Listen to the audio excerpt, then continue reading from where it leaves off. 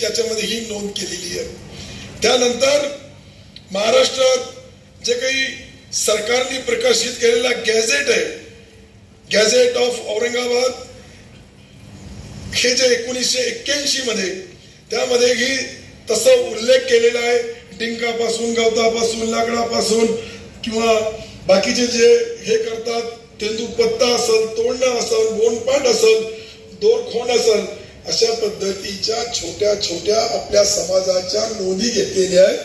हे मी माझे खरं म्हणजे काका आमचे देवराजी याच्यामध्ये अनेक दिवसापासून त्यांचाही फार मोठा अभ्यास आहे.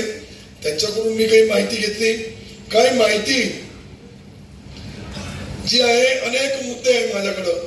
त्या मुद्द्यामध्ये मी 40 वर्षापासून आपल्या समाजाच्या सोबत राहतो. अनेक त्यांच्या अडीअडचणी आहे, लग्नाच्या अडीअडचणी जाणून घेतलेल्या आहेत, त्यांच्या व्यवसायाच्या जाणल्या, त्यांच्या शिक्षणाच्या, त्यांच्या नोकरीच्या असेल, व्हॅलिडिटी असेल. आमच्या गावामध्ये तर 70 व्हॅलिडिटी आहे साहेब, 71. माझ्या शहरामध्ये आमचे कोळी, आमच्याकडे लालवाडा आणि कोळीवाडा, माझे पंजोबा, खपरोबा काय असेल ते, आणि कोळी एक भिंतीला भिंत लावून आमचे घर आहे सिल्लोड शहरामध्ये. तर त्यांच्या काय रूढी परंपरा आहे, किती अडचणी आहे, त्या सर्व अडचणी मी फार जवळून त्यांच्या सोबत राहून अनेक वेळेस ह्या ज्या परिस्थिती निर्माण होतात, या परिस्थितीवर निजामकालीन गॅझेट असेल किंवा ब्रिटिशकालीन असेल, याच्यामध्ये जे जे दस्तवेज आहे हे सर्व, मला खरं म्हणजे आज माझी तब्येत खराब होती, पण ही मीटिंग पहिले लावली आणि तब्येत नंतर खराब झाली. मी नाही आलो असतो तर तुम्ही सांगितलं असतं का बरोबर तब्येत खाली कशी झाली, कशामुळे खराब झाली, हे याचा अंदाज तुम्ही लावला असता. म्हणून मी खास या मीटिंगला आलो. गाडीमध्ये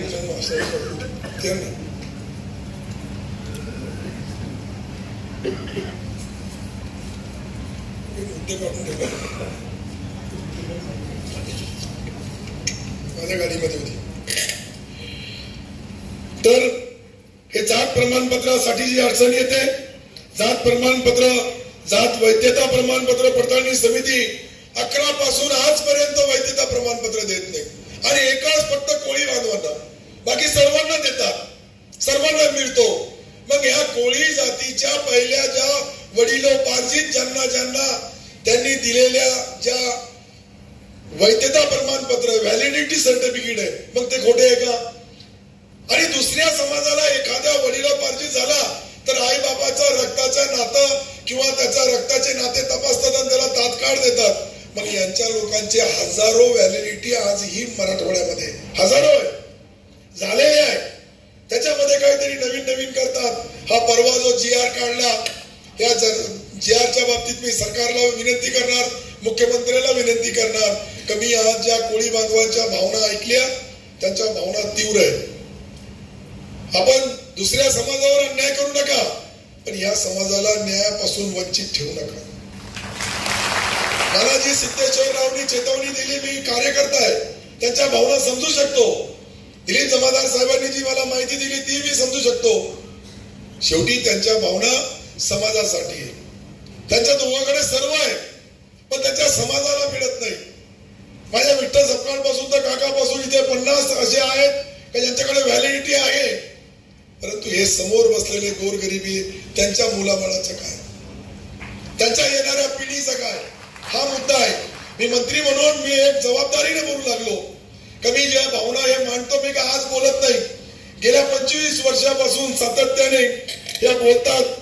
हे वैधता प्रमाण, जे आपण जात प्रमाणपत्र वैध झाल्या त्याला 2000 ते 20,000 रुपये दंडाची तरतूद. हे मी काय काही चोर नाहीये, हे काही गुन्हेगार नाहीये, हे एक इमानदार आहे, वफादार आहे.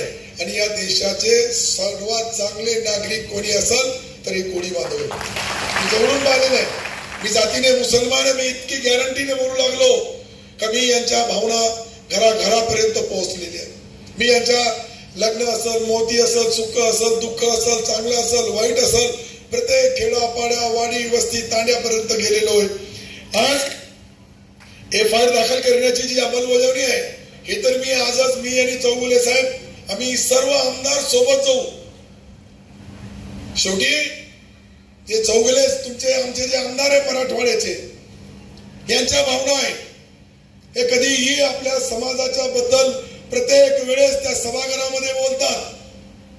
कारण की आम्हाला बोलण्याचा अधिकार नसतो सरकार आहे म्हणून.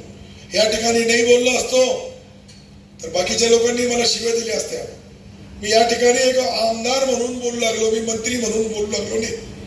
मंत्री म्हणजे सरकारच आहे, सरकारचा एक पार्ट आहे. पहिले आम्ही 9 रत्न होतो, एक कमी झाले, आता 8 राहिलो. म्हणजे खासदार झाले, कमी झाले म्हणजे याचा अर्थ वेगळा काढू नका.